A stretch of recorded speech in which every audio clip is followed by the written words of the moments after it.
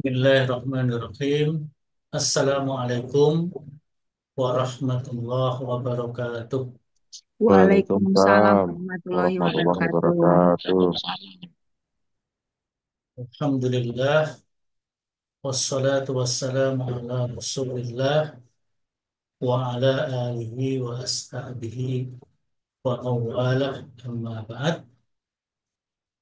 Bapak-bapak, ibu-ibu, saudara-saudara, para mahasiswa, magister, administrasi rumah sakit, Fakultas Universitas Muhammadiyah Surakarta. Alhamdulillah siang ini kita dipertemukan oleh Allah bersilaturahim juga bersilatul ilmi insya Allah silatul fikri juga ya. Jadi kita membangun hubungan yang baik didasarkan kepada ilmu, dan ilmu yang utama adalah ilmu dari Allah Subhanahu wa Ta'ala, dan insya Allah yang bapak-bapak dan ibu-ibu pelajari itu semuanya adalah ilmu dari Allah Subhanahu wa Ta'ala, karena Allah adalah Al-Alim, Sang Maha Berilmu. Kita ini sebagai makhluk Allah sekaligus hamba-hamba Allah melaksanakan tugas sebagai hamba Allah dalam rangka beribadah kepada Allah. Jadi menggali ilmu, mencari ilmu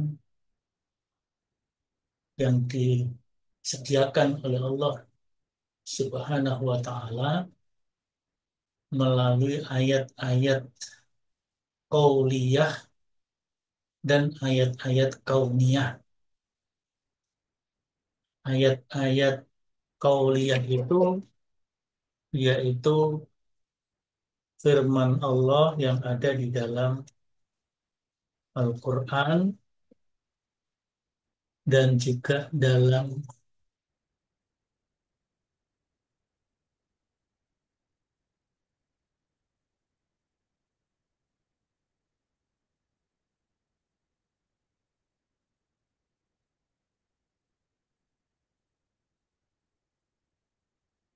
ayat-ayat qauliyah, artinya ayat-ayat yang berupa firman Allah, kalam Allah yang ada di dalam Al-Quran dan kemudian dijelaskan oleh Rasulullah di dalam hadis-hadisnya. Itu yang disebut dengan al-ayat al-qauliyah, ayat-ayat qaul itu perkataan, firman Allah Ta'ala. Tapi Allah juga menurunkan ilmu kepada kita berupa al-ayat al-kauniyah. Kaun artinya ciptaan. Kaun artinya hamparan alam semesta ini. Mungkin bapak-bapak dan ibu di dalam fakultas kedokteran itu banyak mengambil ilmu dari ayat-ayat kauniyah. Meskipun ayat-ayat kauliyahnya juga memberikan informasi kepada kita. Ayat-ayat kauliyah di dalam Al-Quran juga menjelaskan beberapa fenomena kealaman, juga termasuk fenomena yang ada pada diri kita sendiri, yang ada pada diri manusia.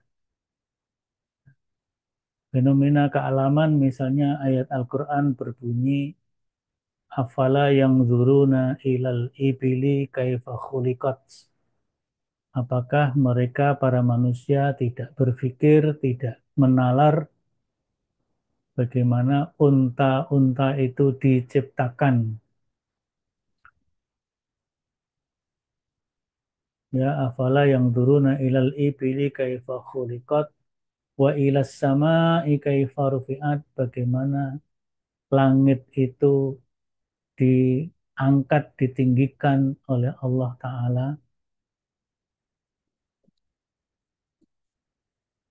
Wa ilal jibali kaifa nusibat. Bagaimana gunung-gunung itu ditegakkan. Wa ilal ardi kaifa sutihat. Bagaimana bumi itu dihamparkan. Nah, itu fenomena kauniyah tetapi dibahas juga di dalam ayat-ayat kauliyah.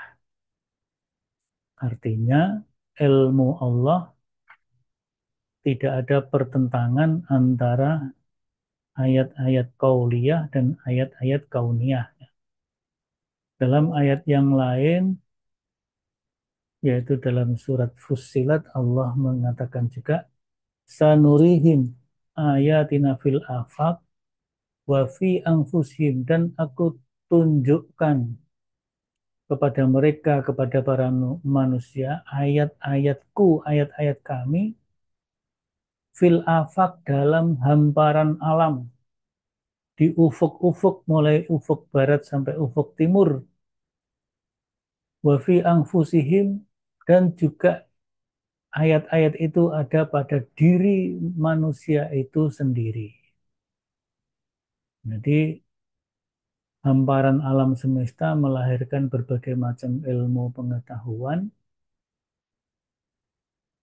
Tadi ada ilmu terkait dengan tanah, terkait dengan gunung, terkait dengan binatang unta, terkait dengan langit, ada astronomi, ada antariksa, dan sebagainya. Kemudian wafi angfusihim, yang ada pada diri manusia itu sendiri. Diri manusia dengan mengkaji tubuh, badan, jasad manusia, ada ilmu biologi manusia, ilmu kedokteran, medis, dan lain sebagainya, ilmu kesehatan, sebagainya. Tapi juga diri manusia melahirkan ilmu yang melihat gejala-gejala kejiwaan, yaitu muncul ilmu psikologi. Hubungan manusia dengan manusia yang lainnya, ada sosiologi, ada ekonomi, politik, ya. Itu semuanya adalah ilmu pengetahuan yang bersumber dari Allah, baik itu ayat-ayat qauliyah maupun ayat-ayat kauniyah. Jadi kita bersyukur kita mendapatkan dua ayat-ayat Allah itu. Ada ayat-ayat yang kita bisa baca dari huruf-huruf yang ada di dalam Al-Quran dan Al-Hadis, kemudian kita pahami maknanya, terjemahnya, kemudian penafsiran-penafsiran yang dilakukan oleh umat manusia melahirkan berbagai macam ilmu pengetahuan, baik itu kealaman maupun sosial. Fenomena alam juga demikian, ada geografi, geologi, vulkanologi, tumbuh-tumbuhan, ada biologi tumbuh-tumbuhan, binatang, biologi binatang, dan seterusnya. Nah, itu ya. Nah, pada siang hari ini tugas saya tidak membahas itu, tetapi saya diberi tugas untuk salah satu materi dalam Al-Islam dan Kemuhammadiyahan. Dalam hal ini yang pertama adalah, ya ini juga bagian dari ayat-ayat kauliyah terutamanya, yang juga nanti bertemu dengan ayat-ayat kauniyah. Yang pertama tentang dakwah, Muhammadiyah sebagai gerakan dakwah. Maka di dalam kesempatan ini yang saya sampaikan bagaimana dakwah itu dikembangkan oleh Muhammadiyah,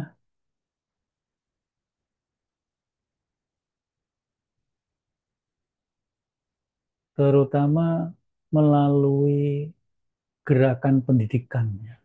Dakwah melalui gerakan pendidikan, nah, yang terutama adalah pendidikan di tingkat perguruan tinggi. Nah, karena kita berada di kampus Universitas Muhammadiyah Surakarta. Maka saya sampaikan ini pola pengembangan dakwah Muhammadiyah di kampus PTMA, Perguruan Tinggi Muhammadiyah dan Aisyah. Karena di Muhammadiyah itu perguruan tingginya dikelola oleh bapak-bapak Muhammadiyah dan juga ibu-ibu Aisyah, karena ibu-ibu tidak mau ketinggalan, ya. Di ibu-ibu Aisyah pun ikut mengelola lembaga-lembaga pendidikan, mulai dari pendidikan anak usia dini sampai pendidikan tinggi, bahkan sampai paling tinggi yaitu program doktor. Nah, amal usaha Muhammadiyah dalam bidang pendidikan ini juga merupakan bagian dari gerakan dakwah.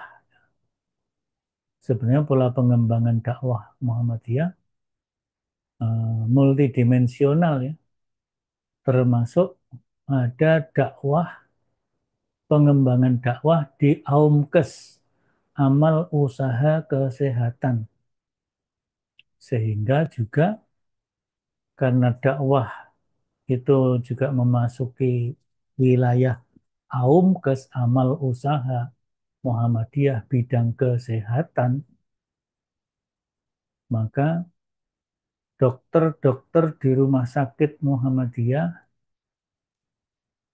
tenaga paramedis maupun juga tenaga administrasi di rumah sakit Muhammadiyah, di samping menjalankan tugas profesionalnya sebagai dokter, paramedis, dan tenaga administrasi atau karyawan umum pada umumnya, juga dilatih,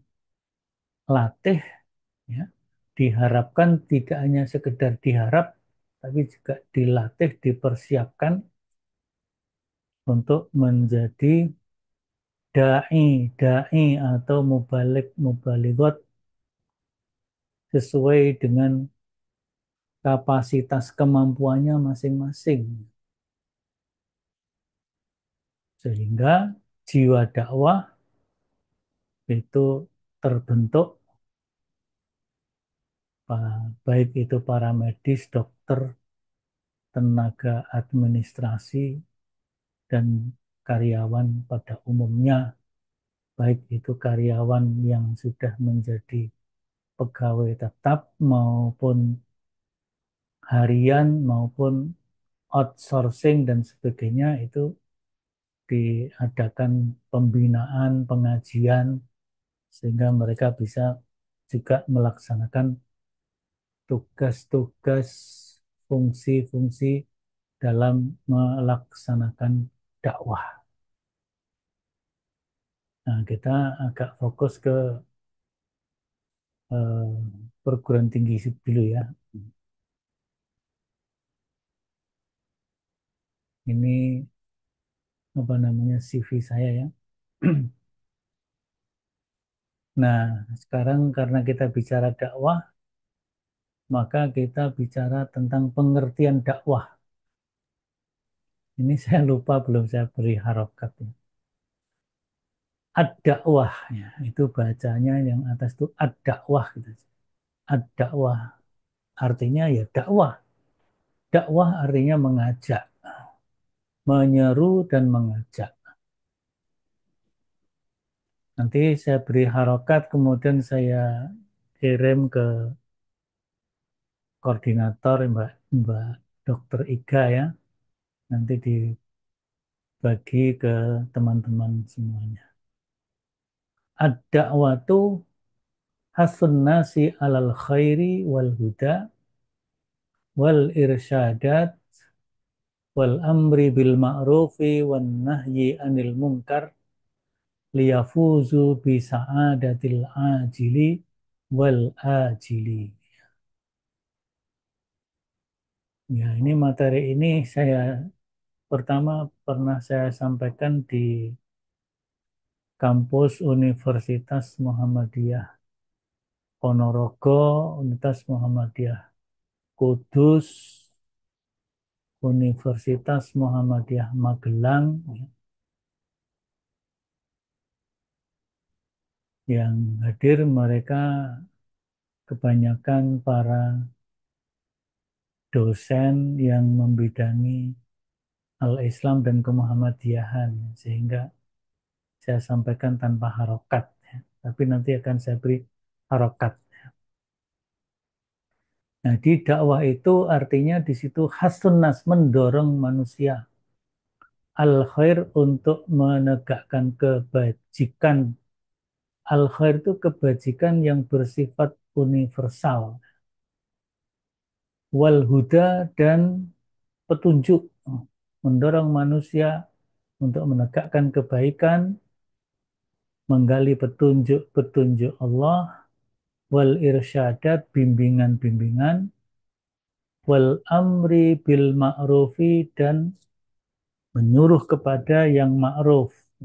Kalau al khair tadi kebaikan yang bersifat universal, sedangkan al ma'ruf kebaikan yang sifatnya relatif, ya, relatif dan lokal, ya, lebih lokalitas. Wan nahyi anil mungkar, dan mencegah segala yang mungkar. Ini sebenarnya kata mungkar itu apa sih artinya? Kata ma'ruf itu juga apa artinya? Ma'ruf itu dari kata arafa. Arafa artinya mengetahui. Mungkar dari kata nakiro artinya tidak mengetahui. Jadi kalau al-amar ma'ruf perintah kepada hal-hal yang diketahui. Apa yang diketahui? Diketahui kebaikannya. Sehingga kebaikannya sifatnya relatif. Wan nahyi anil mungkar, mencegah segala sesuatu yang tidak diketahui. Tidak diketahui kebaikannya maksudnya. Jadi lebih banyak keburukan sehingga tidak diketahui kebaikannya. Nah, semuanya itu, tegaknya kebaikan universal, petunjuk, bimbingan, amar ma'ruf dan nahi mungkar, itu dalam rangka liyafuzu bisa'adatil ajili wal ajili, untuk memperoleh kebahagiaan. Sa'adah itu kebahagiaan, ajil yang sekarang, wal ajil yang nanti. Maksudnya adalah kebahagiaan duniawi dan ukhrawi. Kemudian berikutnya ada waktu tahwilul jahalati ilal ma'rifah. Dakwah itu juga berarti tahwil, merubah al-jahalah, dari ketidaktahuan atau kebodohan, ilal ma'rifah, kepada pengetahuan. Wa tahwilul ma'rifah, dan merubah pengetahuan, ilal fikrah, kepada pemikiran, kepada konsep, kepada gagasan, kepada ide-ide. Kemudian wa tahwilul fikrah, merubah ide-ide, merubah gagasan-gagasan, ilal harakah, menuju gerakan. Nah, jadi dakwah itu mulai dari merubah kebodohan menjadi ilmu, ilmu menjadi gagasan, pikiran, ide-ide, kemudian menjadi gerakan. Gerakan. Watahwilul harokah dan merubah gerakan. Di Muhammadiyah ini kan gerakan dakwah, ya. Gerakan, ada gerakan lewat pendidikan, lewat pembinaan ekonomi umat, lewat kajian-kajian taklim-taklim, pengajian-pengajian baik bersifat umum maupun khusus, ya. Dan juga melalui pelatihan-pelatihan, ya. Maka itu sebuah gerakan itu kemudian dirubah menjadi sebuah nilai-nilai. Wa tahwilul harakati ilan natijah. Nilai-nilai natijah itu nilai-nilai. Wa tahwilun natijah ilal ghayah, dan merubah natijah atau nilai-nilai itu kepada tujuan akhir dakwah. Tujuan akhir dakwah adalah yukhrijun nas minaz zulumat ilan nur, mengeluarkan manusia dari kegelapan menuju cahaya. Ini yang pertama disampaikan oleh Asy-Syaikh Ali Mahfud. Yang kedua disampaikan oleh Asy-Syaikh Dzunnahar Ilyas, yang dalam bahasa kita sehari-hari, panggilan sehari-hari beliau Buya Yunahar Ilyas, salah satu ketua pimpinan pusat Muhammadiyah periode 2015-2022. Nah, itu pengertian dakwah. Ini juga pengertian dakwah dalam bahasa Indonesia yang dirumuskan oleh Pak Amrullah Ahmad sudah sekian tahun yang lalu, sudah cukup lama itu, ya. Berarti sudah 41 tahun. Jadi dakwah diartikan sebagai aktualisasi iman yang dimanifestasikan dalam suatu sistem kegiatan manusia beriman di bidang kemasyarakatan yang dilaksanakan secara teratur untuk mempengaruhi cara merasa, berpikir, bersikap, dan bertindak dari manusia pada dataran kenyataan individual dan sosiokultural guna mengusahakan terwujudnya ajaran Islam dalam semua aspek kehidupan dengan menggunakan cara-cara tertentu. Nah, di sini maka akan terintegrasi antara ilmu-ilmu qauliyah yang bersumber langsung pada kalam Allah tadi, Quran Sunnah, dan juga ilmu-ilmu kauniyah. Nah, kauniyah yang dipahami oleh umat manusia, kemudian diinterpretasi dalam sebuah hasil analisis melahirkan teori dan ilmu pengetahuan. Karena dakwah itu banyak melibatkan aspek-aspek psikologis dan sosiologis, ya, maka ilmu-ilmu sosial banyak terlibat di dalamnya, baik itu psikologi, sosiologi, mungkin juga ekonomi, politik, dan sebagainya. Jadi dakwah itu akan berkaitan dengan berbagai bidang, ya.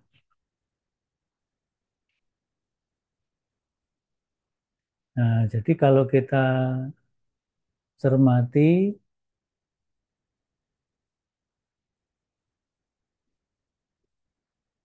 dakwah itu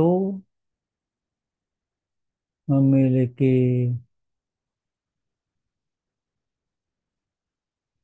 pengertian-pengertian seperti itu, ya. Dakwah Islam bertujuan membawa umat manusia kepada Islam yang ideal, bersumber kepada Quran Sunnah, juga sejarah Nabi, sahabat, dan generasi salafus soleh.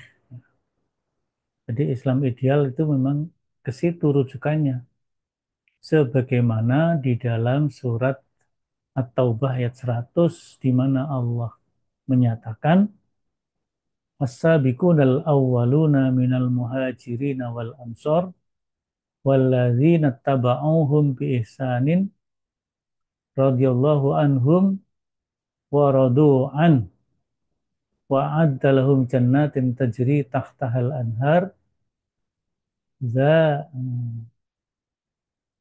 khalidina fiha abada dzalikal fawzul adzim. Itu Islam ideal, rujukan utamanya generasi awal. Generasi awal itu ya generasi yang hidup bersama Rasulullah,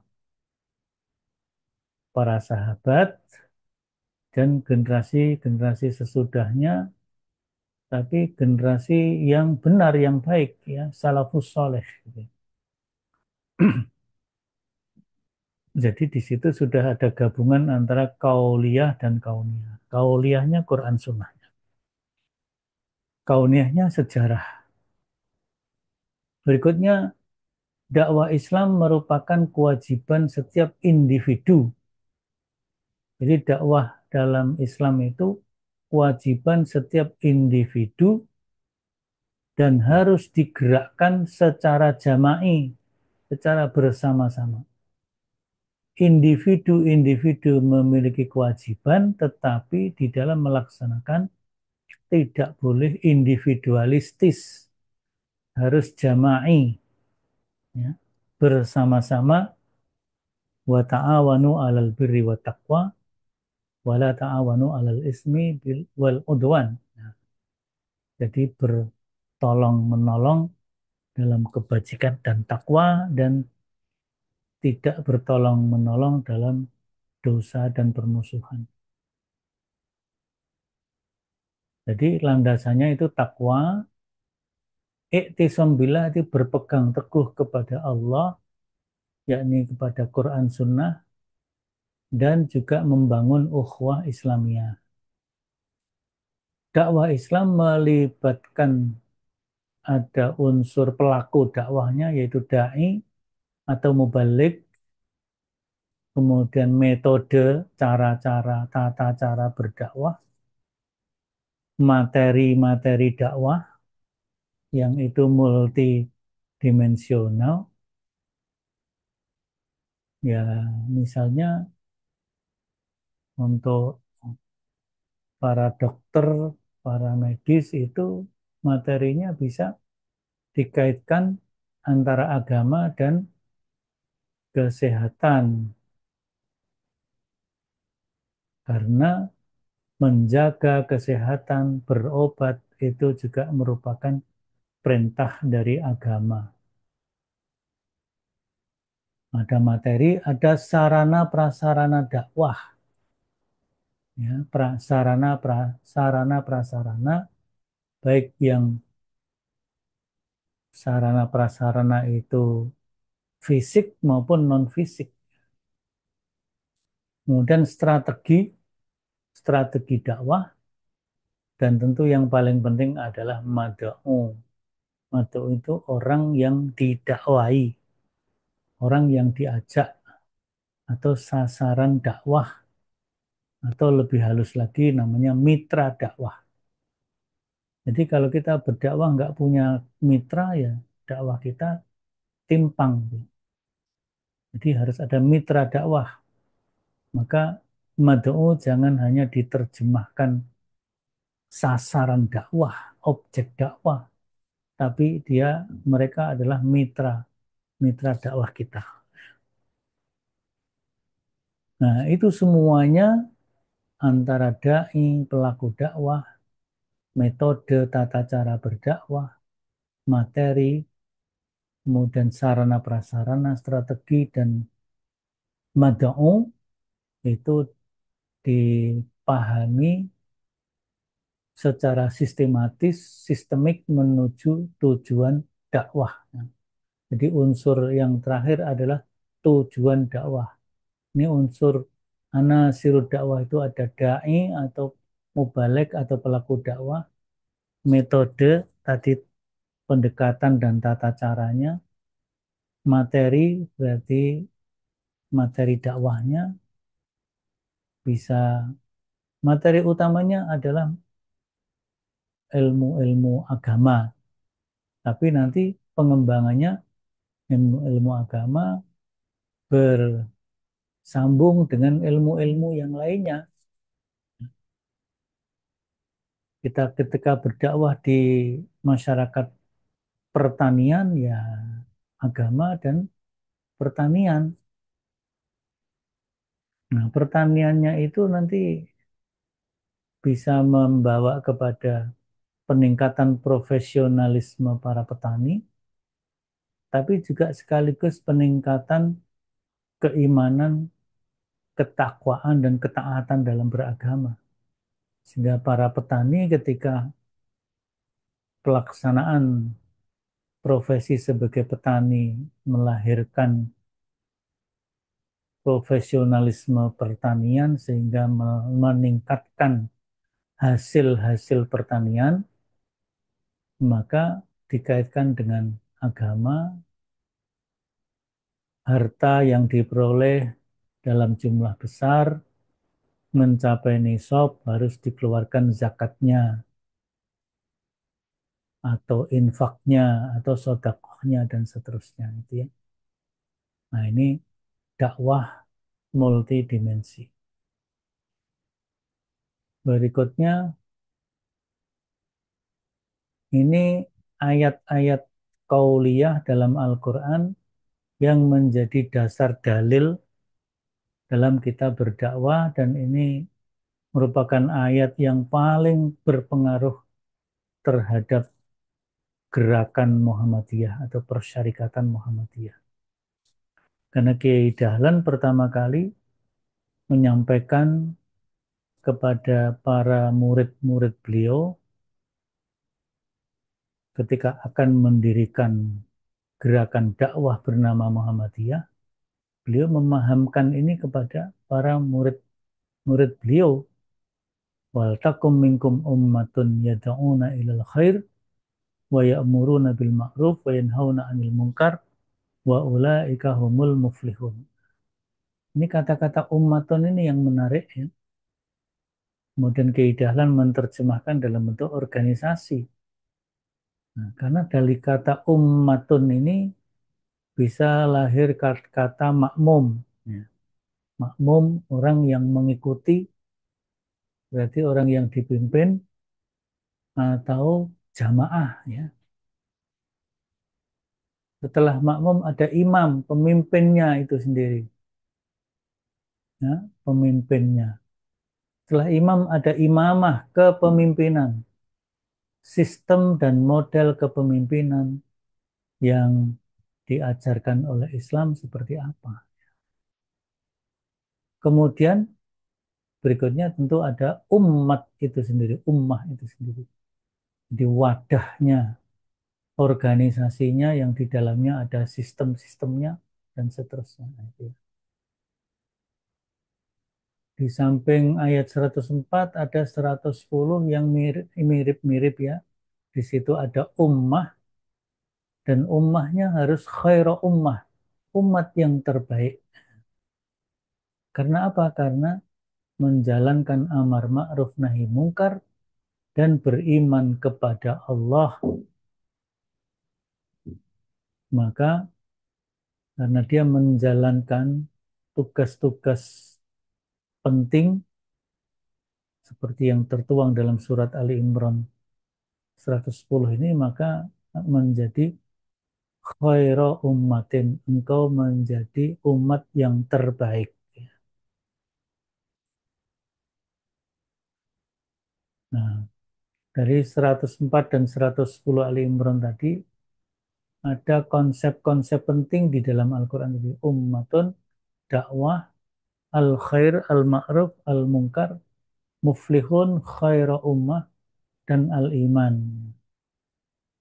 Jadi ummah fisik ya, organisasinya. Ya.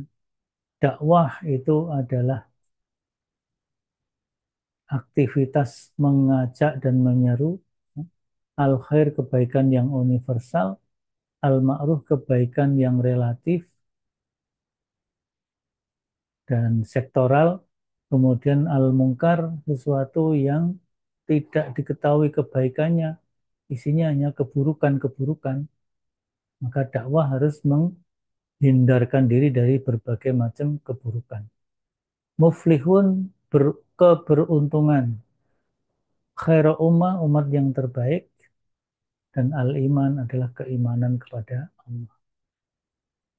Nah, kalau itu diurai secara analitik dari masing-masing konsep itu, maka akan membawa kepada pemahaman dakwah yang utuh dan benar.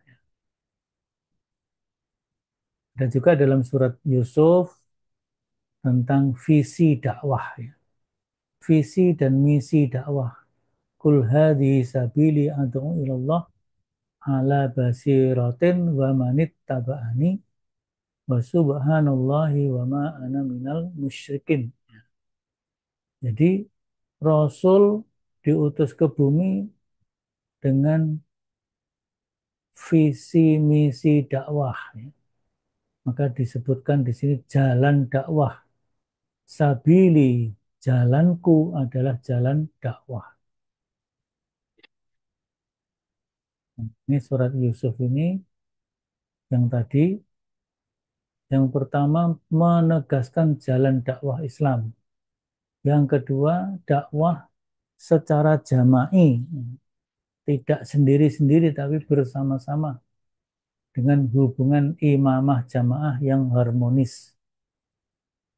Imamah kepemimpinan jamaah itu, ya, kelompok yang tergabung di dalam ummatun itu memiliki hubungan yang harmonis dan dakwah ditegakkan di atas visi yang benar, yaitu yang pertama dilandaskan kepada al-hujjah al-wadihah, hujjah argumen al-wadihah yang jelas. Nah, hujjah yang jelas itu ya Al-Quran dan As-Sunnah. Kemudian ilmul ahkam asy-syar'iyyah, ilmu tentang hukum-hukum syariat. Kemudian ilmu tentang kondisi keadaan para mad'u, para mitra dakwah. Mengenal ini melibatkan ilmu psikologi dan sosiologi sekaligus. Ini ayat bicara tentang metode-metode dakwah. Surat An-Nahl ayat 125, ya. Ud'u ila sabili rabbika bil hikmah wal mau'izatil hasanah wajadilhum billati hiya ahsan. Ud'u, ajaklah, serulah, dakwailah manusia itu ila sabili rabbiki, kepada Tuhan, jalan Tuhanmu, yakni jalan Islam. Bil hikmah, dengan hikmah, dengan bijaksana dan berdasarkan ilmu pengetahuan. Wal mau'izatil hasanah, pengajaran yang baik, yang santun. Tapi juga wajadilhum billati hiya ahsan, dan lakukan debat argumentatif, ya, dengan cara-cara yang lebih baik. Sesungguhnya Tuhanmu, Rabbmu, Dia lebih tahu, yang maha tahu, siapa yang tetap dalam kesesatan dan siapa yang mendapatkan petunjuk. Jadi kita diperintahkan berdakwah dengan berbagai macam pendekatan dan metode, tapi hasil akhirnya diserahkan kepada Allah. Allah lah yang tahu orang yang kita dakwai mendapatkan petunjuk atau tetap dalam kesesatan, gitu ya.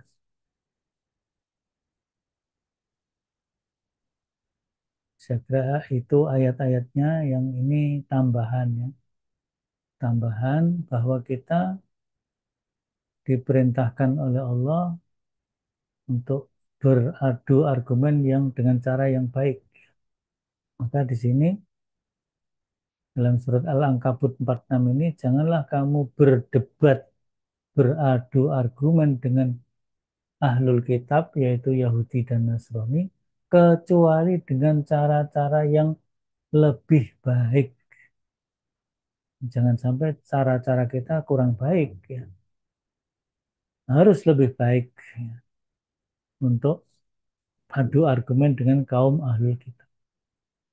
Kecuali orang ahlul kitab itu berbuat zalim, illalladzina dzalamu minhum, kecuali mereka berbuat zalim. Kalau mereka berbuat zalim, ya kita apa namanya, kita hadapi mereka karena mereka berbuat zalim, maka bukan kita membalas dengan kezaliman, tapi kita perangi mereka. Kalau mereka masih mau dialog, kita ajak dialog, berdebat. Kalau sudah nggak mau, tapi mereka justru melakukan perlawanan, maka kita jihad fi sabilillah. Wajahidu haqqa jihadih, ya. Berjihad dengan jihad yang sesungguh-sungguhnya. Nah, ini surat Al-Ankabut, ya.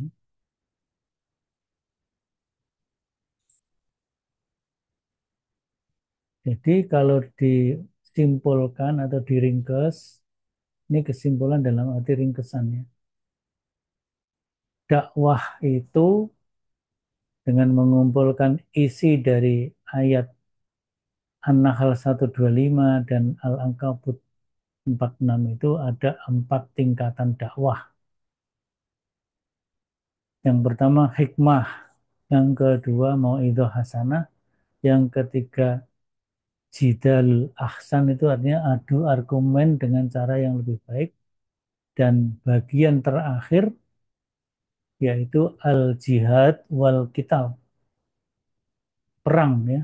Itu alternatif terakhir, itu perang. Kalau memang musuhnya ngajak perang, ya dihadapi dengan perang dengan cara-cara yang baik juga.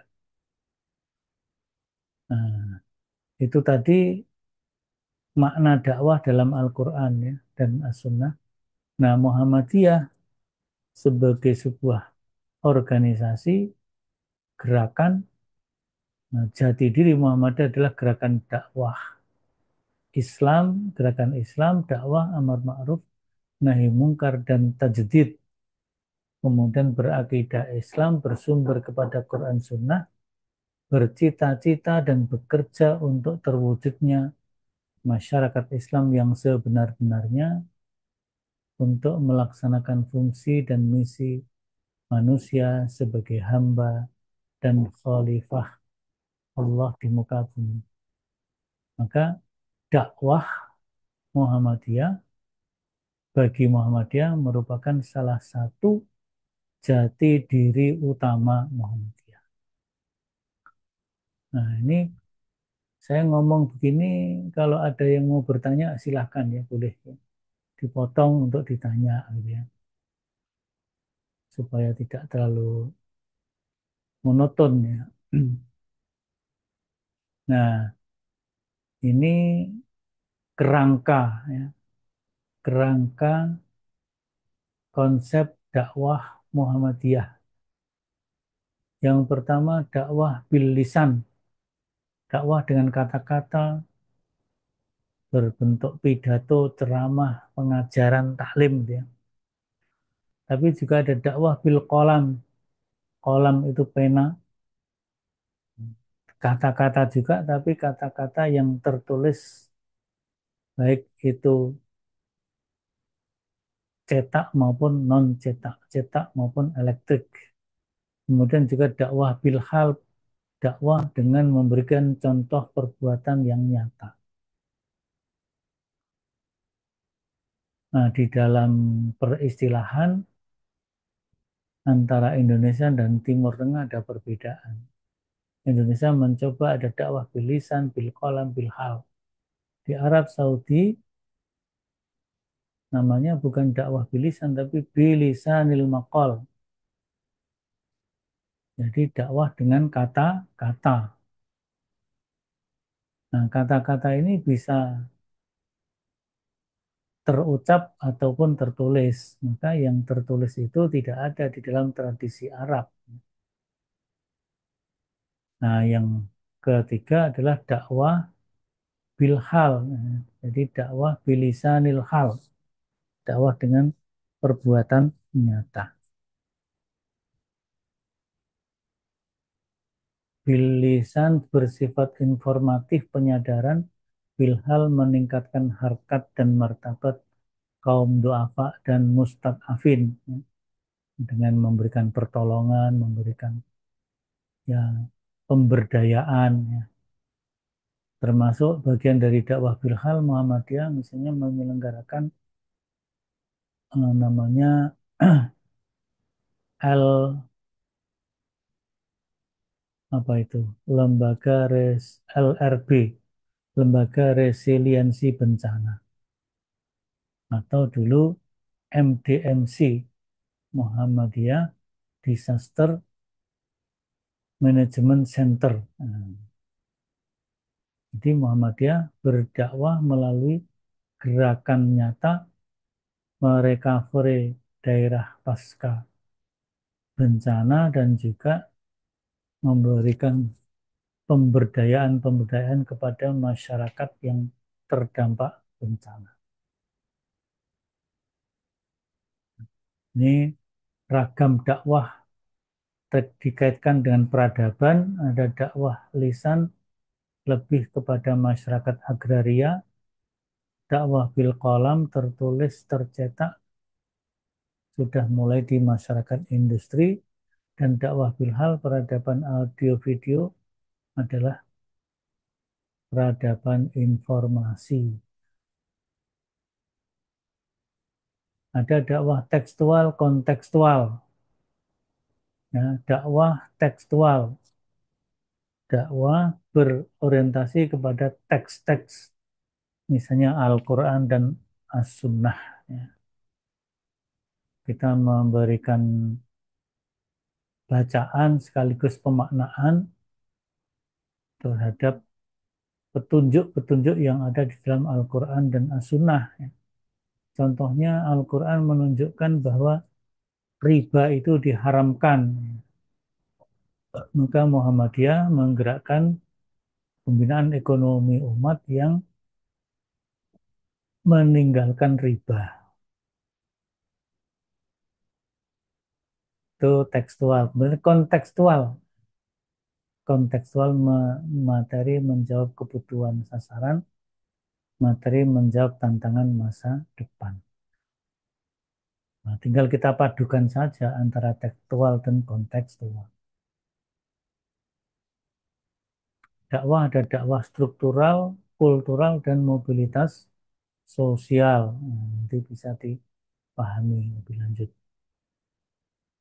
Nah, Muhammadiyah juga menggerakkan apa yang disebut dengan GJDC, Gerakan Jamaah dan Dakwah Jamaah. Jadi gerakan jamaah ini dimaksudkan untuk mengembalikan Muhammadiyah ke jalur dakwah di basis masyarakat bawah. Gerakan jamaah menunjukkan kesadaran, komitmen, dan usaha Muhammadiyah untuk berdakwah secara langsung menggarap kelompok masyarakat di grassroots yang disebut jamaah atau dalam istilah mutakhir disebut dengan komunitas. Nggak ada dakwah komunitas. GJDC, anggota Muhammadiyah dibina untuk membentuk jamaah, bertindak sebagai inti jamaah, membimbing anggota jamaah, dan menjadi uswah hasanah.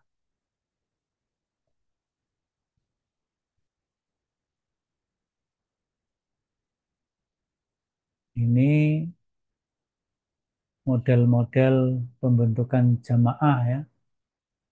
Artinya di sini Muhammadiyah memahami bahwa hidup bermasyarakat merupakan sunnah yang merupakan hukum kodrat iradat dari Allah Subhanahu wa Ta'ala atas kehidupan manusia di dunia ini.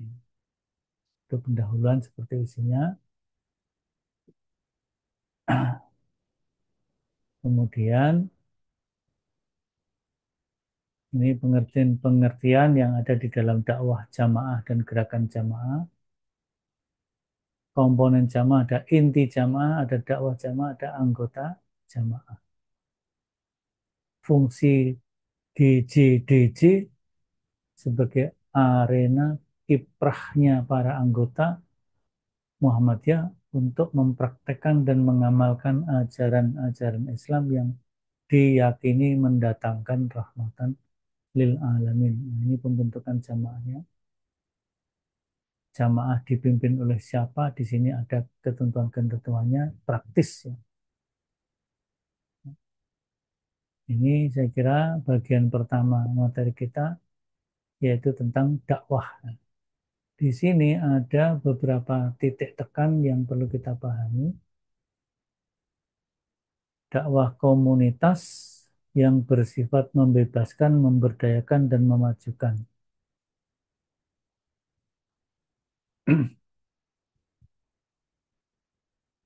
Nah, maka di sini dikaitkan dengan pengembangan dakwah di perguruan tinggi Muhammadiyah, perlu dilakukan riset tentang ragam komunitas, memilih strategi dakwah untuk komunitas yang sesuai, mengadakan pelatihan dai sesuai dengan kebutuhan komunitas, membentuk pilot project dan monitoring serta evaluasi.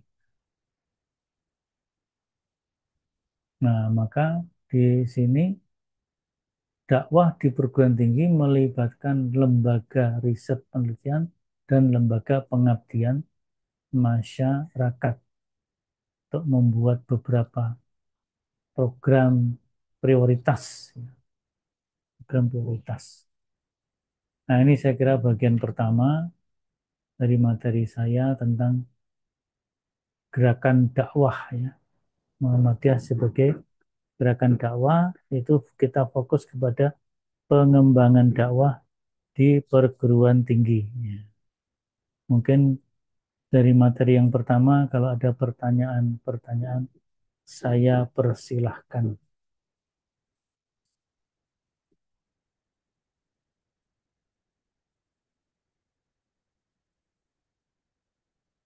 Nanti yang kedua baru bicara tentang amal usaha. Ada pertanyaan? Ini Pak Samsul izin bertanya. Ya, silakan. Ini untuk dakwah itu kan harus ada sasaran atau orang yang dituju dalam dakwah tersebut. Nah, apakah itu harus dalam bentuk massal ataukah ada yang disebut dengan sasaran ini dan bisa dikatakan dakwah itu kalau lebih dari sekian orang ataukah cukup 2 orang saja sudah bisa dikatakan itu sebagai dakwah? Terima kasih, Bapak. Ya, jadi dakwah itu meskipun digerakkan oleh sebuah organisasi seperti Muhammadiyah itu ada dakwah sifatnya dalam bahasa dakwah, bahasa agama namanya dakwah fardiyah. Fardun itu individual. Maka ada sholat fardiyah, ya. Sholat individual, munfaridan. Ya. Munfarid kan, munfarid itu sendirian. Ada juga sholat jamaah. Ya. Tapi dikatakan sholatul jamaati khairun min sholatil fardi atau sholat munfaridah bisa bain wa isrinya darajah. Itu kalau sholat ya. Maka dakwah pun akan membawa hasil lebih optimal kalau dakwahnya adalah dakwah jamaiyah, bukan dakwah fardiyah. Nah, tapi dakwah fardiyah juga penting untuk intensitas penguasaan satu materi tertentu, maka ada dakwah yang sifatnya seperti bimbingan konseling gitu ya, bimbingan konseling.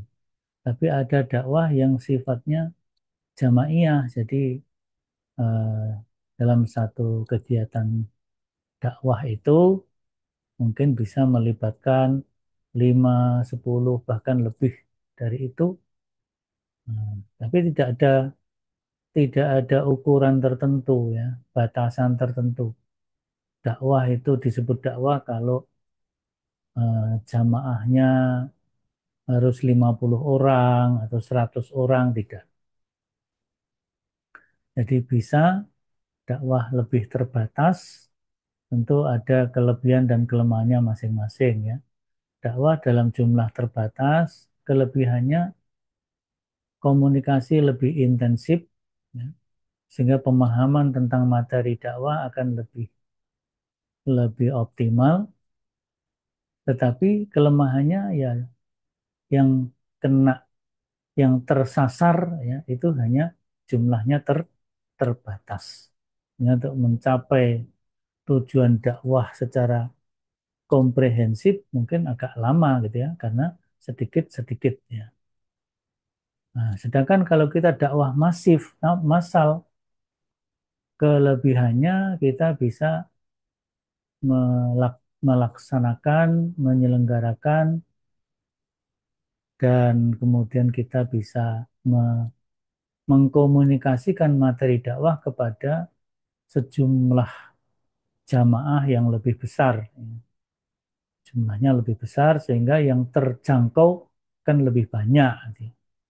Tetapi mungkin dalam jumlah yang besar itu efektivitas komunikasi, pemahaman mungkin agak berkurang gitu ya, agak berkurang.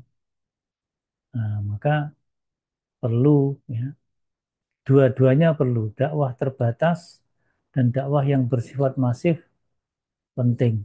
Dakwah dalam bentuk bimbingan, konseling itu juga penting. Saya kira itu.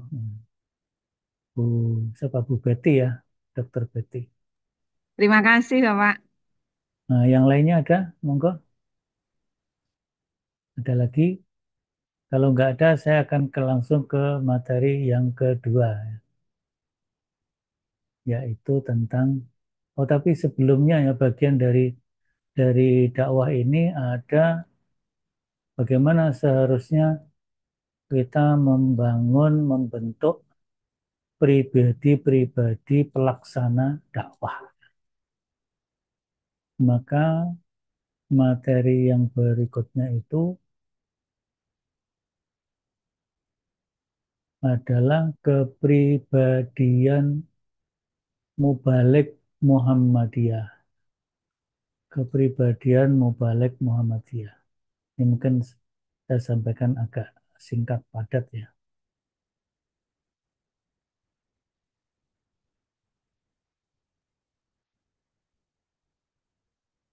Nah ini, kepribadian Mubalik Muhammadiyah.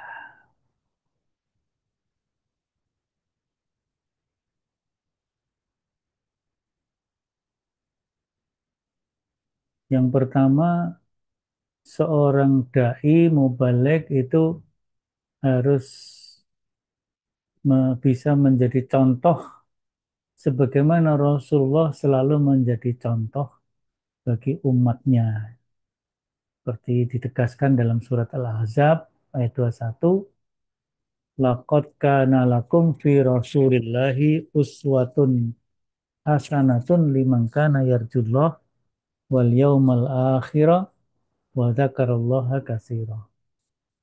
Rasulullah sebagai pembawa risalah Islam yang mendakwahkan Islam, pribadinya bisa menjadi teladan dan contoh bagi umatnya dalam melaksanakan aspek-aspek ajaran Islam, baik itu dalam akidah, syariah atau ibadah dan muamalah dan akhlak, itu seluruhnya ada pada diri pribadi Rasulullah SAW. Nah, kita sebagai pewaris, penerus perjuangan Nabi dalam mendakwahkan Islam, ya kita berusaha untuk bisa meneladani Rasulullah Sallallahu Alaihi Wasallam sehingga kita bisa diteladani oleh mitra dakwah kita. Ya. Kalau kita bicara kejujuran, maka kita juga berusaha menjadi orang yang jujur. Kalau kita bicara ketauhidan yang murni, maka kita juga berusaha untuk menegakkan tauhid dalam kehidupan pribadi kita, keluarga kita, dan masyarakat sekitar kita. Gitu. Sehingga mitra dakwah melihat kita sesuatu yang tidak hanya baik didengar kata-katanya, tapi juga disaksikan baik dan benar tindakan perilaku kita. Nah, ini semuanya kita usahakan. Diomongkan gampang, tapi dilakoni agak sulit. Tapi kita berusaha dan berdoa, insya Allah Allah beri pertolongan pada kita. Jadi kita laksanakan dakwah dengan keteladanan sesuai dengan kapasitas ilmu dan pengalaman kita. Jadi dakwah ini multidimensional, sehingga di Muhammadiyah juga begitu. Ada dakwah di Aum Dik, amal usaha pendidikan, seperti dakwah di pendidikan dasar, menengah, dan tinggi. Kemudian dakwah di Aumkes, dakwah di amal usaha kesehatan, rumah sakit, klinik, balai pengobatan, dan sebagainya. Kemudian juga Aum ekonomi, Aum lain-lainnya ya. Semuanya adalah dalam rangka dakwah. Muhammadiyah punya koperasi, punya lembaga keuangan syariah, ada lembaga bisnis. Nah, itu semuanya dalam rangka dakwah. Bagaimana bisnis yang sesuai dengan tuntunan syariat Islam, memakai etika Islam dan sebagainya. Dan seorang dai mubalik harus berusaha apa yang dikatakan adalah apa yang dilakukan. Ya. Jangan sampai menyuruh orang lain berbuat baik, tapi melupakan diri sendiri. Seperti Al-Baqarah 44 ini. Atamuruna nasa bil birri wa tansawna anfusakum wa antum tatslunal kitab afala ta'qilun. Ayat yang lain surat Shaf itu ya ayyuhalladzina amanu wahai orang yang beriman lima taquluna ma la taf'al, kenapa kamu mengatakan sesuatu yang kamu tidak kerjakan? Maka Allah katakan kabura maktan indallah antakulu ma la taf'alun. Sungguh besar murka Allah kepada orang yang suka berkata-kata tapi tidak mengerjakan. Maksudnya berkata-kata yang baik, menyuruh orang berbuat baik, tapi dia sendiri tidak melakukan.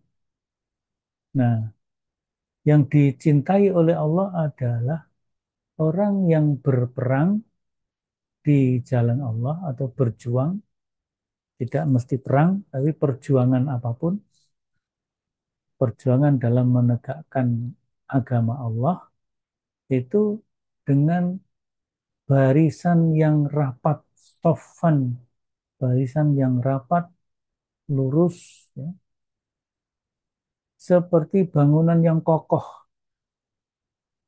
Jadi seperti bangunan yang kokoh, dan itu bisa terwujud apabila mulut dengan tangan kaki satu komando.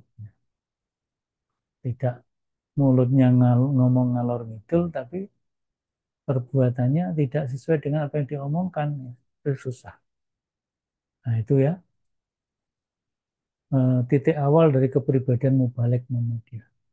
Maka di sini sifat dan syarat mubalik itu lurus akidahnya, kuat imannya, berakhlak mulia, semangat tinggi, luas ilmu, sabar, dan teguh dalam berjuang, dan yang tidak kalah penting, adalah menjadi teladan dalam sikap dan tindakan. Ini kunci-kunci yang diberikan oleh Al-Quran untuk membangun mental rohani para mubalik ya. Ini ada Al-Baqarah 177. Laisal laisal birra an tuwallu wujuhakum qibalal masyriqi wal maghribi walakinal birra dan seterusnya. Nanti materi ini saya bagikan. Ini ada 9 poin di dalam Al-Baqarah 177. Nah, kualitas mubalik dalam praktek gitu ya, kebaikan pribadinya menonjol, sifat-sifatnya terpuji, dan orang itu baik hati, nice, smiling face, helpful. Berani memulai sesuatu yang baru, risk taking, berani mengambil resiko dari dakwahnya gitu ya. Ada keberanian mengambil resiko tentu setelah melalui perhitungan dan pemikiran yang cermat dalam berdakwah. Berani merubah atau mengubah sesuatu yang salah menjadi benar dan berjuang untuk mempertahankan yang benar tadi. Sedikit bicara, banyak memberi contoh dan banyak bekerja. Sedikit bicara, banyak bekerja dan memberi contoh yang baik. Tidak banyak wacana, tapi penting untuk selalu bekerja dan beramal. Ya, wacana penting, tapi yang lebih penting adalah bagaimana wacana itu diwujudkan dalam kerja dan amal.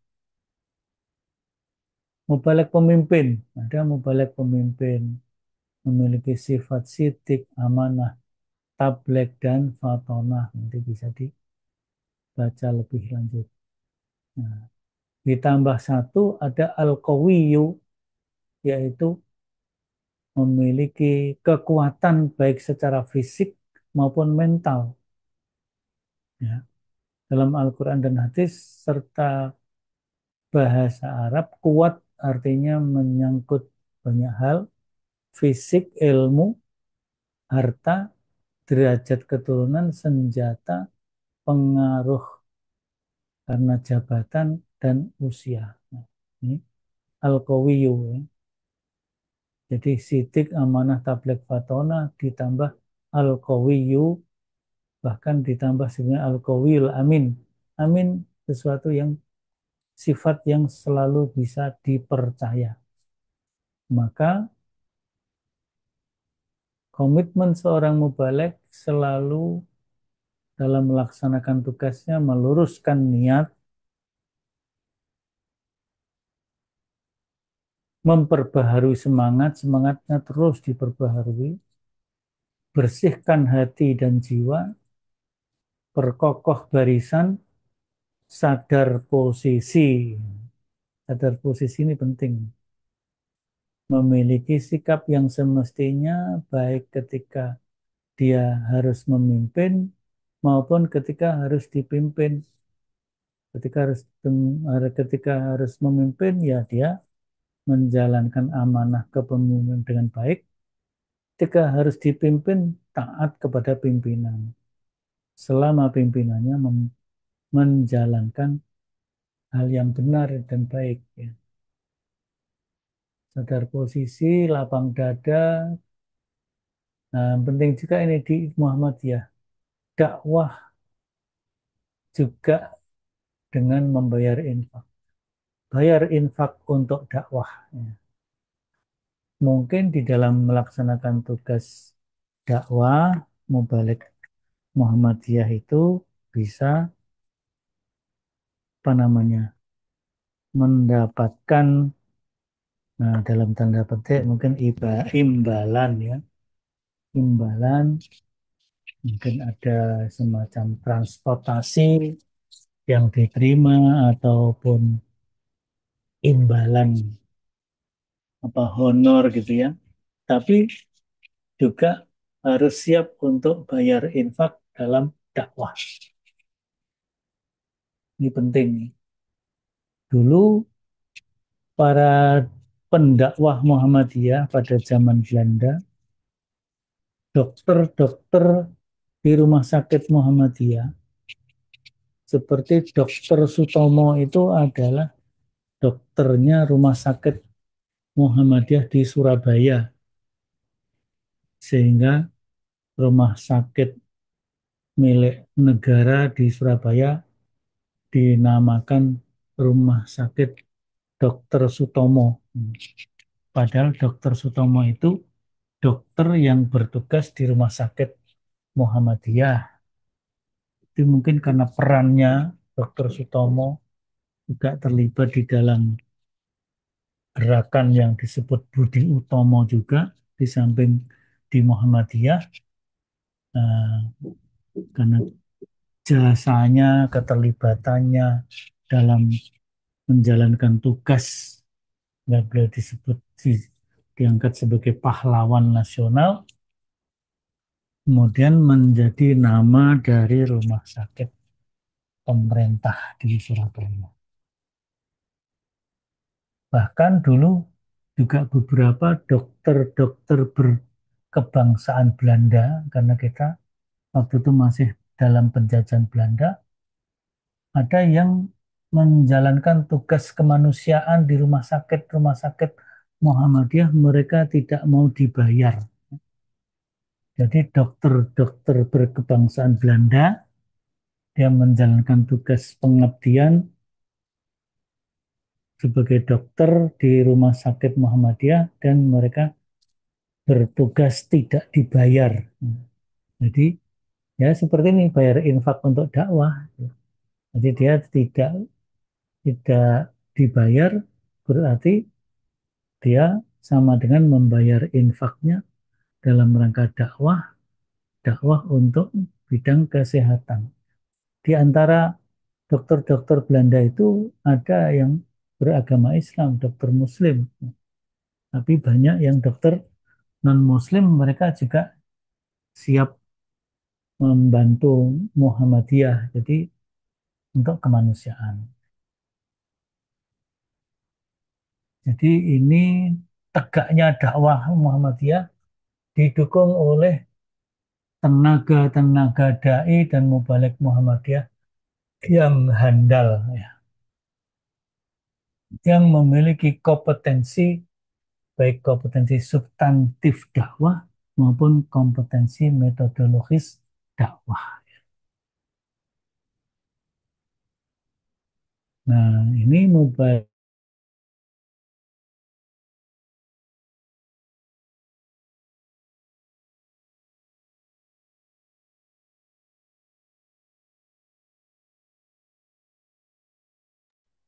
kompetensi substantifnya meliputi memahami ajaran Islam secara cukup, tepat, dan benar.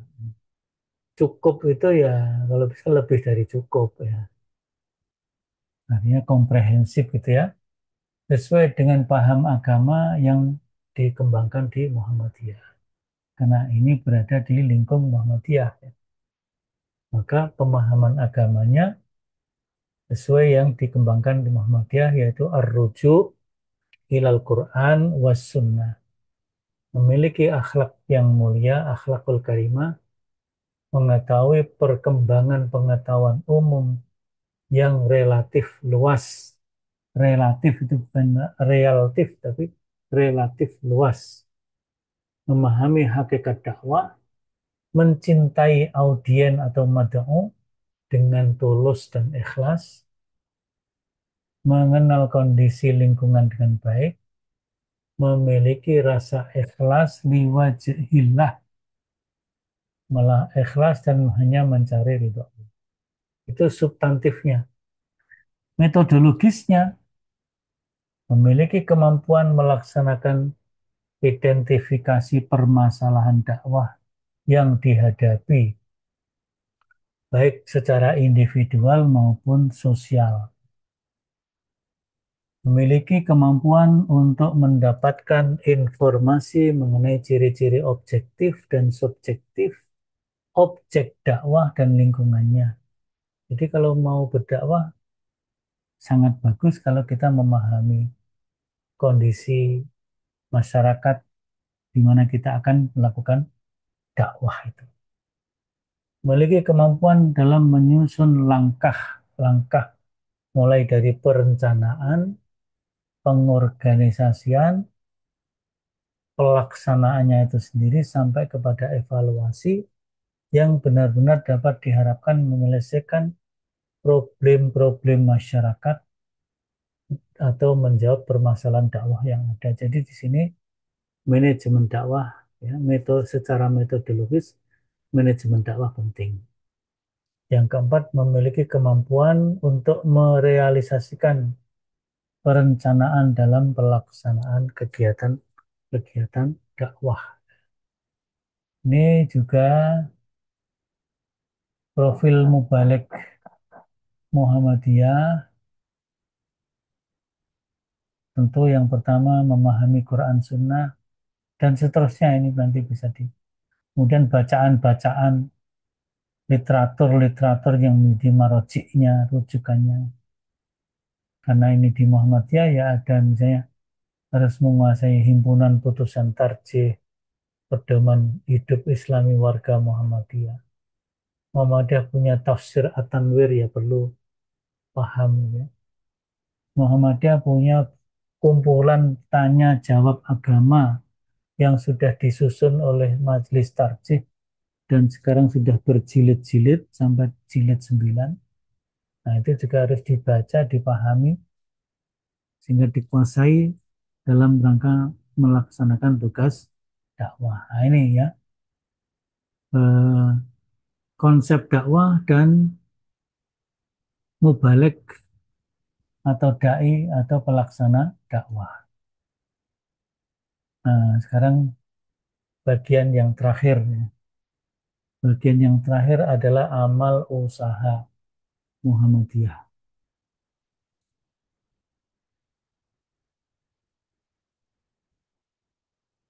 Amal usaha Muhammadiyah.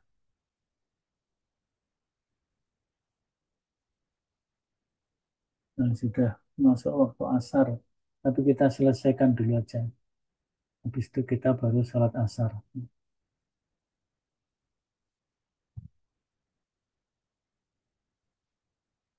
Nah, Muhammadiyah sebagai gerakan dakwah itu memiliki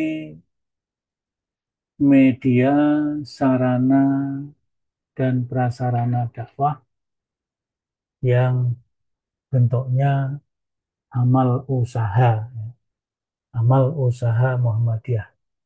Yang disebut amal usaha itu bisa bersifat fisik atau bersifat program ataupun kegiatan. Semuanya memiliki kedudukan dan fungsinya masing-masing. Nah, dalam anggaran dasar Muhammadiyah disebutkan pasal 7 ayat 1 untuk mencapai maksud dan tujuannya Muhammadiyah melaksanakan dakwah amar ma'ruf nahi mungkar dan tajdid diwujudkan dalam usaha di seluruh aspek kehidupan, di seluruh bidang kehidupan. Ayat berikutnya ya, ayat yang kedua tadi ayat 1 ya. Usaha Muhammadiyah diwujudkan dalam bentuk amal usaha, program dan kegiatan yang macam dan penyelenggaraannya diatur di dalam anggaran rumah tangga Muhammadiyah. Jadi ini semuanya sudah ada SOP-nya kira-kira begitu ya, aturan-aturannya, aturan mainnya sehingga tidak terjadi tumpang tindih dalam bahasa Jawa sling surut dan sebagainya. Nah, di sini jenis ya. Jenis amal usaha dalam anggaran rumah tangga disebutkan macam amal usaha yang diwujudkan oleh Muhammadiyah ya. Ada 14 macam Nah, dari yang ke-14 jenis amal soleh itu jika diklasifikasikan terdiri dari 8 bidang garap. Yang pertama bidang dinul Islam. Nah, gerakannya nah ini menanamkan ya, menanamkan keyakinan, memperdalam dan memperluas pemahaman, meningkatkan pengamalan, serta menyebarluaskan ajaran Islam dalam berbagai aspek kehidupan. Ini bisa lewat taklim-taklim, pengajian baik akbar maupun terbatas, pendidikan dan sebagainya ini bisa masuk di situ ya. Memperdalam dan mengembangkan pengkajian ajaran Islam dalam berbagai aspek kehidupan untuk mendapatkan kemurnian dan kebenarannya. Ini terutama dilaksanakan oleh majelis tarjih sehingga majelis tarjih kemudian memberikan tuntunan sesuai dengan dalil-dalil yang kuat. Ini bidang garap yang pertama. Nah, wujud aksi amal usahanya memurnikan ajaran tauhid dalam keseharian. Di situ ada beberapa tuntunan-tuntunan yang apa namanya dituntunkan kepada warga Muhammadiyah khususnya.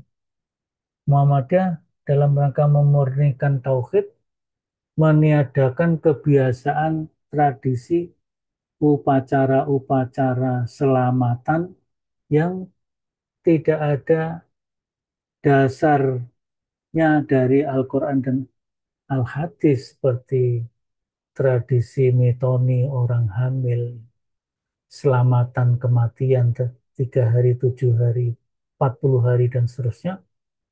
Muhammadiyah tidak menuntunkan dan meniadakan kebiasaan tersebut. Tapi ada warga Muhammadiyah yang masih ngelakoni ya mungkin karena belum bisa meninggalkan ya secara bertahap mungkin bisa meninggalkan nantinya setelah memahami betul ajaran Islam dalam bidang akidah, memberantas tradisi keagamaan yang dianggap sebagai ajaran Islam tapi saya bukan ajaran Islam.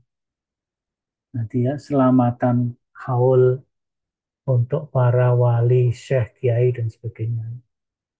Ziarah kubur yang ditentukan bulan-bulan tertentu.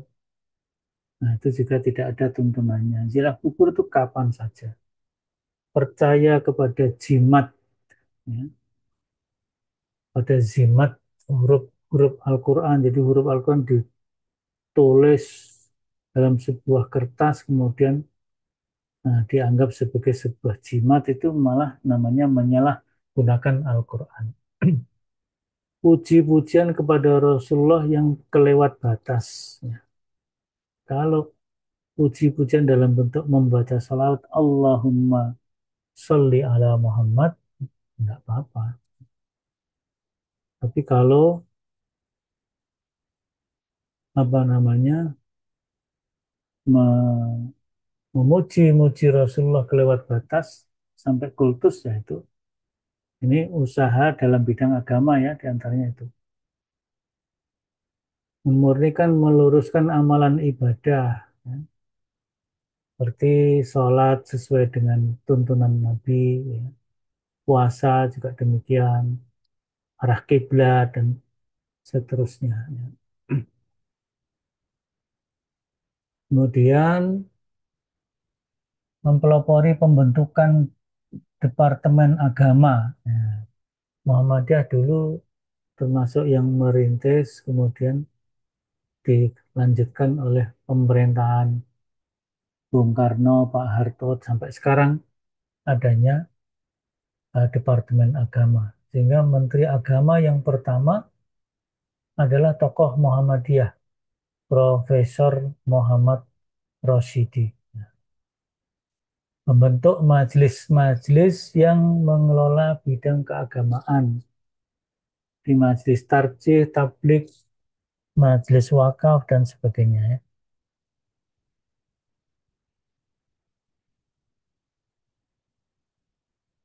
Ya, ini bagian dari amal usaha ya. Majelis tarjih gimana tugasnya, majelis tablik gimana tugasnya, insya Allah nanti kita sampaikan ya. Bidang pendidikan, amal usaha bidang pendidikan. Muhammadiyah memang banyak fokus konsen kepada pendidikan. Bentar ya, dari Assalamualaikum. Assalamualaikum. Iya, Pak. Oh ya, bentar ya. Letakkan aja di pintu, Mas. Letakkan di depan pintu, Mas. Ya, masuk gerbang, nanti letakkan pintu yang tengah itu ya. Ya, hmm. Ya, ya difoto nanti ya. Oke, terima kasih. Jadi bidang pendidikan, maka Muhammadiyah mendirikan sekolah-sekolah, baik sekolah khusus agama seperti madrasah, pesantren, tapi juga mendirikan sekolah-sekolah yang mengajarkan pengetahuan umum secara komprehensif dengan bidang-bidang ilmu yang ada, mulai dari pendidikan dasar sampai pendidikan tinggi dan berbagai fakultas yang dimiliki, masuk fakultas kedokteran.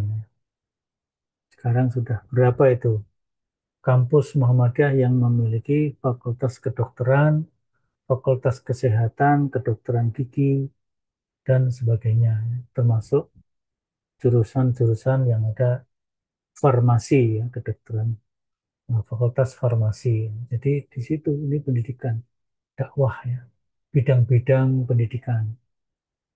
Tapi semuanya tentu tetap ada kaitannya dengan dakwah ya. Bidang kesehatan dan kesejahteraan, ya. Rumah sakit didirikan, balai pengobatan, klinik, ya. Kemudian juga layanan-layanan kepada kaum duafa, ya, yatim miskin, ya.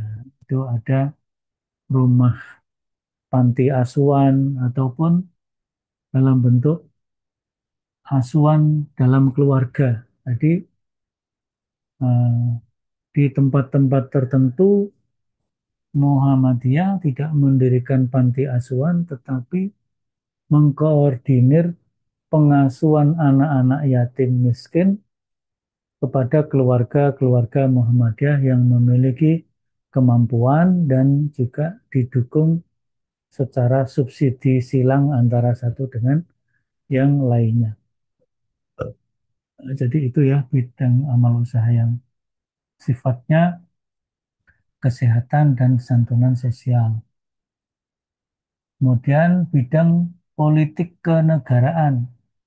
Dalam politik kenegaraan ini Muhammadiyah tidak mendirikan partai, ya, tetapi Muhammadiyah membentuk kelompok-kelompok kajian sehingga bisa merumuskan konsep-konsep yang berharga bagi bangsa dan negara.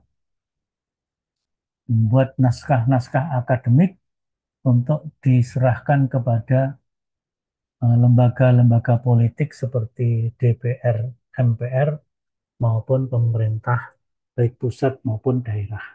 Itu yang dilakukan oleh Muhammadiyah. Itu juga bagian dari amal usaha. Juga membentuk lembaga bantuan hukum dan sebagainya, ya.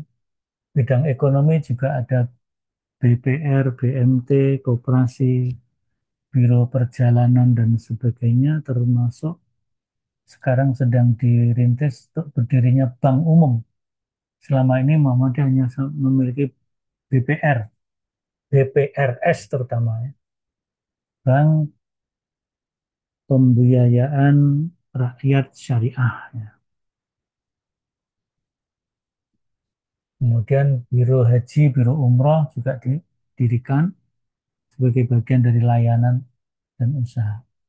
Nah, semuanya itu memiliki kedudukan yang penting di dalam Muhammadiyah, yaitu sebagai realisasi dari kegiatan Muhammadiyah dalam berbagai bidang kehidupan untuk mencapai maksud dan tujuan Muhammadiyah, terutama sebagai media dan sarana dakwah. Di kedudukan amal usaha itu untuk mendukung gerakan dakwah Muhammadiyah. Muhammadiyah dikenal tadi sedikit bicara, banyak bekerja, sepi ing pamrih rame ing gawe dalam bahasa Jawanya. Itu kedudukannya. Sekarang fungsinya, fungsi amal usaha untuk membimbing masyarakat ke arah perbaikan kehidupan sesuai dengan tuntunan ajaran Islam dalam bentuk kerja nyata. Maka koperasi, bank perkreditan rakyat syariah, BPRS, lembaga keuangan syariah itu semuanya diarahkan untuk membangun kegiatan ekonomi umat yang bersih dari riba, bersih dari riba. Nah, itu usahanya begitu. Sekaligus menjadikan kegiatan-kegiatan amal usaha itu sebagai wadah dan sarana beribadah bagi warga Muhammadiyah. Nah, jadi kampus, kita punya kampus Muhammadiyah. Selalu kita tanamkan kepada dosen, karyawan, tenaga kependidikan, agar ketika berangkat dari rumah menuju kampus, niatkan untuk ibadah. Jadi beraktivitas di kampus dalam rangka beribadah kepada Allah. Jadi ini fungsi amal usaha seperti itu, samping untuk membesarkan Muhammadiyah juga untuk dalam rangka beribadah. Nah, Muhammadiyah sudah memiliki pedoman dalam mengelola amal usaha, ada di dalam naskah kepribadian Muhammadiyah, ada di dalam anggaran dasar anggaran rumah tangga, ada di dalam bukan kepribadian Muhammadiyah, tadi dalam anggaran rumah tangga dan anggaran dasar ya. Nah, kemudian juga ada di dalam garis-garis perjuangan Muhammadiyah atau khitah perjuangan Muhammadiyah. Nah, di sini sudah ada bagaimana tuh fungsi amal usaha itu sendiri tadi, kemudian ada amal usaha itu resmi menjadi milik Muhammadiyah. Sehingga tadi pagi saya memperhatikan di sebuah YouTube itu dikatakan antara Muhammadiyah dan organisasi yang lain itu mungkin kalau dilihat dari secara kuantitas seolah-olah Muhammadiyah itu tidak lebih besar daripada yang lainnya. Tapi Muhammadiyah menjadi lebih besar karena semua amal usaha milik Muhammadiyah itu betul-betul resmi milik Muhammadiyah. Dan Persyarikatan Muhammadiyah bertindak sebagai badan hukum seperti yayasan yang mengelola dan memiliki amal usaha tersebut. Kalau di organisasi lain, kelihatannya yang dimiliki banyak, tetapi ternyata setelah ditelusur, ada universitas, ada rumah sakit, ada BMT, ada koperasi, ternyata itu milik pribadi-pribadi, bukan milik organisasi. Nah, pribadi-pribadi itu mereka berada menjadi anggota organisasi tersebut, tetapi amal usahanya bukan milik organisasi, tapi milik pribadi. Itulah maka organisasi yang nampaknya besar, bahkan lebih besar dari Muhammadiyah, ternyata kalau ditelusur amal usahanya jumlahnya minim, ya. Karena amal usaha yang banyak itu milik pribadi-pribadi atau yayasan-yayasan lokal yang tidak terkoordinasi langsung pada organisasi tingkat pusatnya. Kalau Muhammadiyah 174 perguruan tinggi semuanya resmi milik Muhammadiyah.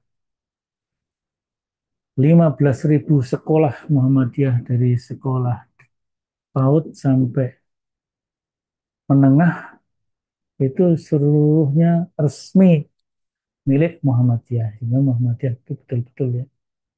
Jadi status amal usaha adalah milik persyarikatan. Dan pimpinan amal usaha diangkat, diberhentikan oleh pimpinan persyarikatan dengan periode tertentu, dengan SK tertentu. Ya itu, ya. Kemudian pimpinan amal usaha semuanya adalah anggota Muhammadiyah. Ya. Jadi yang menjadi pimpinan amal usaha harus anggota Muhammadiyah. Kalau bukan anggota ya nggak bisa. Nanti tidak bisa dikendalikan oleh Muhammadiyah. Maka anggota dia punya eh, sumpah setia kepada persyarikatan sehingga mengelola amal usaha sesuai dengan ketentuan-ketentuan yang ditetapkan oleh pimpinan Muhammadiyah. Pimpinan amal usaha harus dapat memahami peran dan tugas dirinya dalam mengemban amanat persyarikatan. Jadi jelas sekali di sini. Maka di UMS ini misalnya Pak Rektor, ya. Pak Rektor itu diangkat, memang prosesnya ketika pengangkatan dijaring oleh sivitas akademika dari universitas kita, kemudian ditampung dan kemudian dipilih oleh senat universitas, kemudian senat mengirim ke nama-nama yang sudah dipilih, dikirim ke pimpinan wilayah. Pimpinan wilayah akan melakukan fit and proper test terhadap calon-calon yang sudah dipilih oleh Senat. Kalau sudah fit and proper test, maka pimpinan wilayah akan memberikan rekomendasi untuk disampaikan kepada pimpinan pusat. Pimpinan pusat masih menugaskan kepada Majelis Pendidikan Tinggi untuk meneliti tindak lanjutnya. Setelah diteliti dan dipandang sudah sesuai dengan prosedur, maka pimpinan pusat Muhammadiyah akan menerbitkan surat keputusan tentang pengangkatan sampai kepada pelantikan dalam periode tertentu, yaitu satu periode, misalnya kalau rektor itu 4 tahun, maka di sana diatur rektor itu bisa menjabat berapa periode gitu, ya. Dalam pedoman pelaksanaan perguruan tinggi Muhammadiyah, rektor bisa menjabat paling minimal tentu adalah 1 periode. Kalau mau diangkat lagi bisa selama 2 periode. Nah, 2 periode selesai, maka terjadi kaderisasi dan regenerasi. Senat akan memilih pejabat yang lainnya yang baru. Dalam kondisi-kondisi tertentu, mungkin pimpinan pusat bisa mengambil keputusan yang lain yang dilakukan, misalnya ada keperluan tertentu rektor harus melebihi dari 2 periode, ya itu tentu setelah melakukan pertimbangan-pertimbangan dari pimpinan pusat, ya. Dan itu hak dan wewenang dari pimpinan pusat untuk melakukan itu. Tetapi kalau tidak ada hal-hal yang mendesak, ordinary ya, kondisi yang ordinary, maka ya dalam kondisi normal ya 2 periode dicukupkan. Saya begitu. Kepala sekolah juga demikian, pimpinan wilayah, cabang, daerah, ranting juga demikian. Ada aturan-aturannya. Hmm. Saya kira itu. Oh, di sini ada beberapa hal yang perlu dipahami juga. Pengelola amal usaha secara menyeluruh, termasuk karyawan yang ada di dalamnya, ditentukan yang pertama adalah anggota Muhammadiyah. Jadi anggota yang dipekerjakan sesuai dengan keahliannya, sehingga dia sebagai warga Muhammadiyah, anggota Muhammadiyah, bisa menjalankan tugas-tugas sesuai dengan visi misi organisasi Muhammadiyah, yaitu visi dakwah. Ya, ini saya kira materi kita pada hari ini nanti akan saya kirim kepada Mbak Iga Kostin untuk bisa dibagi kepada Baik, teman-teman Pak. secara keseluruhan, dan juga nanti saya kirim juga kepada Mbak Nita, Bu Nita yang admin ya. Saya kira itu eh, nanti mungkin akan ada ujiannya ya. Saya akan membuat beberapa item soal nanti untuk dipadukan dengan soal-soal dari dosen narasumber yang lainnya, menjadi salah satu apa namanya untuk melakukan penilaian. Ya, bagaimanapun sebuah perkuliahan ada ujiannya, ada penilaiannya secara terpadu dengan mata kuliah yang lainnya. Saya kira itu. Mungkin kalau ada pertanyaan baik tentang kepribadian mubalik tadi maupun amal usaha, kami persilahkan. Ada waktu kurang lebih 15 menit untuk menyampaikan mungkin pertanyaan ataupun apa ya, bisa bukan pertanyaan tapi mungkin komentar atau masukan. Saya persilahkan.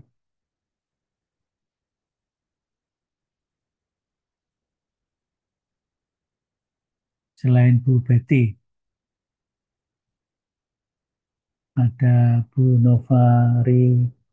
Novarina, ada Purwani, ada Pak Cahyono Hadi, ada Bu Utari, ada Nurlita Sari, ada Arif Budiman, ada Ahmad Reza, ada Desi Ekawati, ada Pak Ziad Agung Muyassar, ada Pak Yulinar Adi.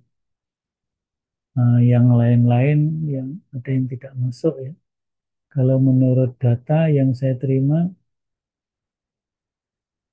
jumlah mahasiswa itu ada di kelas ini ada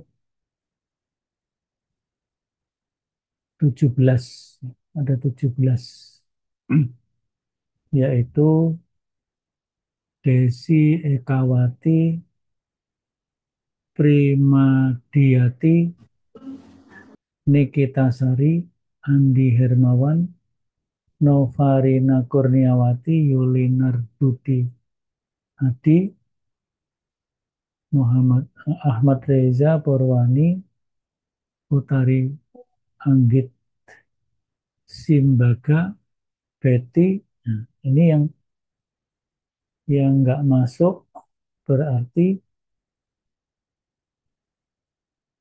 siapa yang nggak masuk?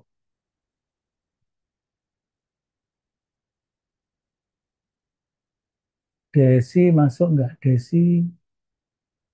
Mas, Desi Ekawati masuk. Primadiati Primadiati tidak nampak di sini di Zoom. Kemudian Andi Prima Diati Hermawan. ada yang Nikita itu, Pak. Ya, J, Bapak. Nikita, Pak. J. oh ya, Nikita hadir. Kemudian Andi Hermawan, saya belum melihat di Zoom. Jadi Andi Hermawan tidak masuk. Kemudian Novarina masuk. Yulinar Budi Adi masuk. Kemudian Ahmad Reza masuk. Oh, Andi Hermawan udah kelihatan itu.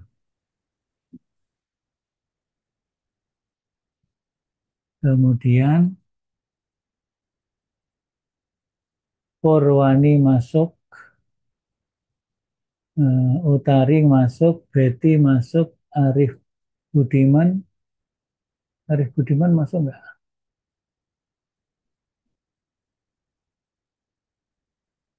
Arif Budiman nggak kelihatan di Zoom.